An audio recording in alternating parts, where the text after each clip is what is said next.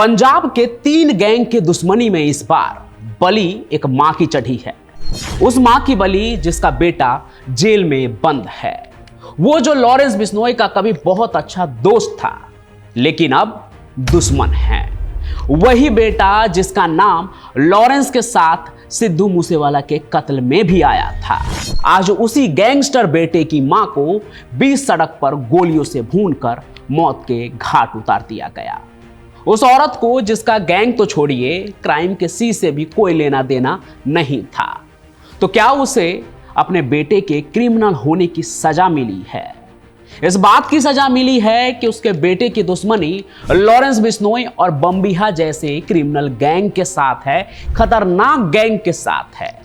आखिर गैंग वार के चक्कर में क्यों ली गई एक मां की जान? आप सभी को नमस्कार। और आज पंचम प्रकाश की कहानियां में आप अंडरवर्ल्ड के इतिहास को दोहराते हुए देखेंगे, क्योंकि गैंग और गैंग वार चाहे कितना भी बड़ा क्यों ना हो, कितना भी खतरनाक क्यों ना हो, उसमें कभी परिवार को टारगेट नहीं करते हैं, मां को तो बिल्कुल भी नहीं।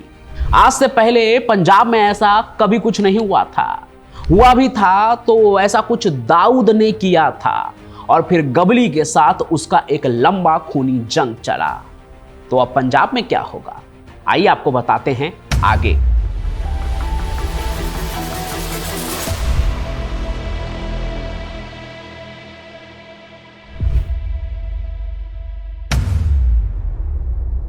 बात 26 जून 2025 की रात की है।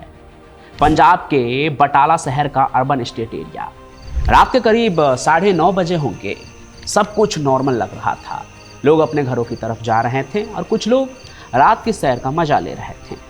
वहीं एक गाड़ी के अंदर बैठी थी हरजीत कौर, जो पहले भगवानपुर की पंच भी रह चुकी थी, और उनके साथ उनका असिस्टेंट करणवीर सिंह भी बैठा था।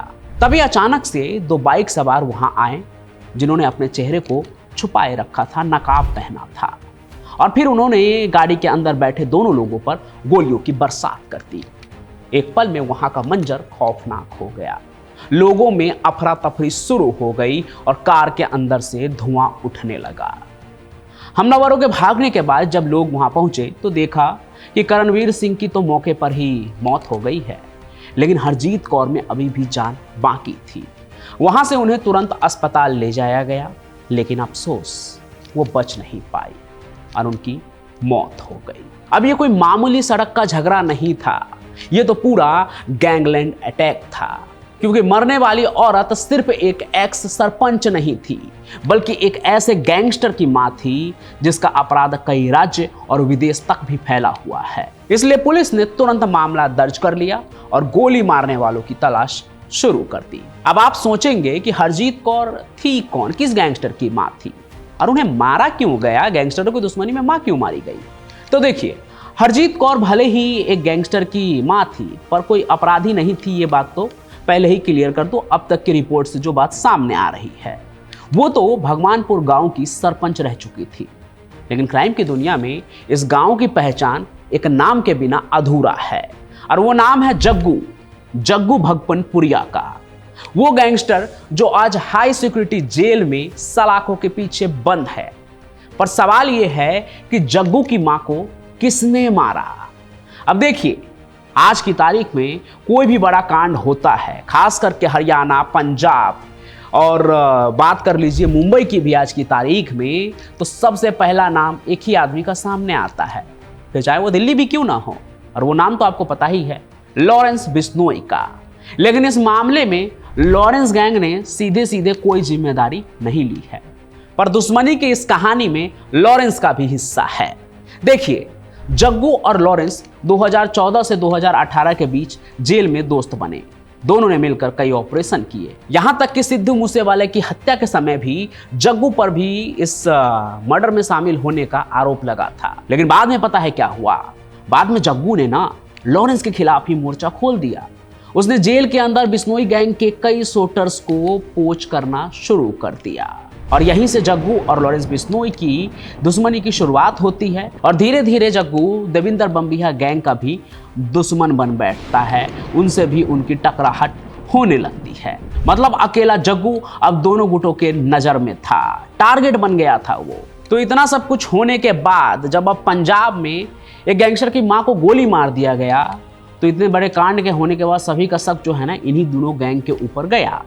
लेकिन इससे पहले कि लोग कुछ और सोच पाते, कुछ और कयास लगा पाते, लॉरेंस बिश्नोई गैंग या फिर अनमोल बिश्नोई का नाम उठने लगता, एक और चौंकाने वाली खबर सामने आई। सोशल मीडिया पर दविंदर बम्बिहा ग्रुप से जुड़े दो लोग, प्रभु दशवाल और कौशल चौधरी ने इस हमले की जिम्मेदारी ले ली।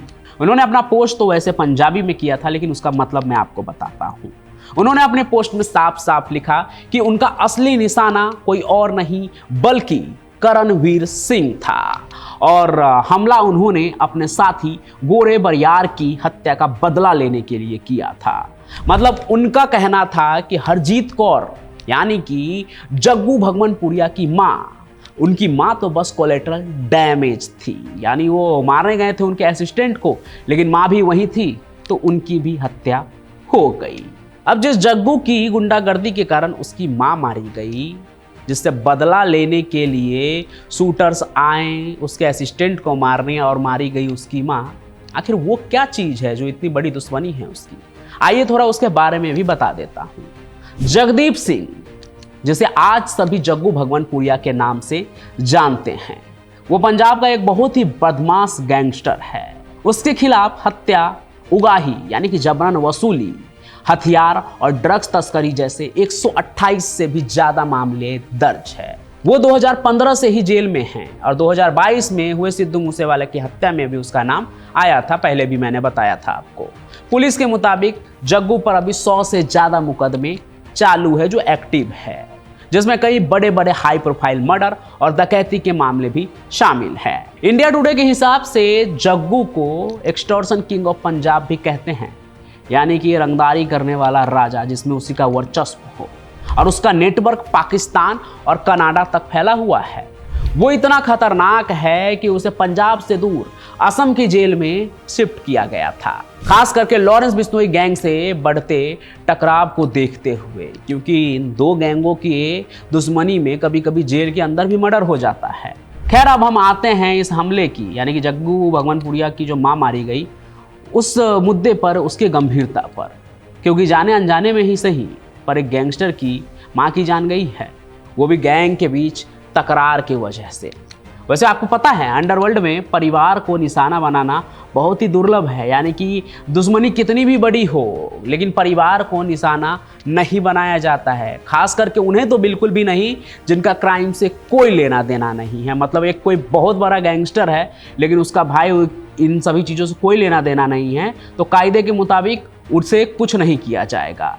लेकिन यहाँ जो हुआ है ये बहुत ही अलग है। हालांकि ऐसा एक बार हो चुका है यूपी, बिहार, हरियाणा, इन सभी जगह नहीं, मुंबई में 1990 के दशक में ना दाऊद इब्राहिम और अरुण गवली गैंग के बीच बहुत बड़ी दुश्मनी थी।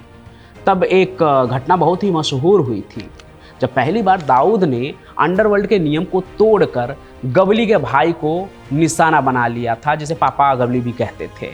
इसके बाद यही पारिवारिक हमला एक लंबे गैंग वार में बदल गया और गवली गैंग के लोगों ने सीधे सीधे दाऊद के जीजा और मुंबई की जो माफिया क्वीन कही जाती थी हसीना पारकर, उसके पति को निशाना बनाया, इब्राहिम पारकर को। उसे दिन दहाड़े मार दिया गया।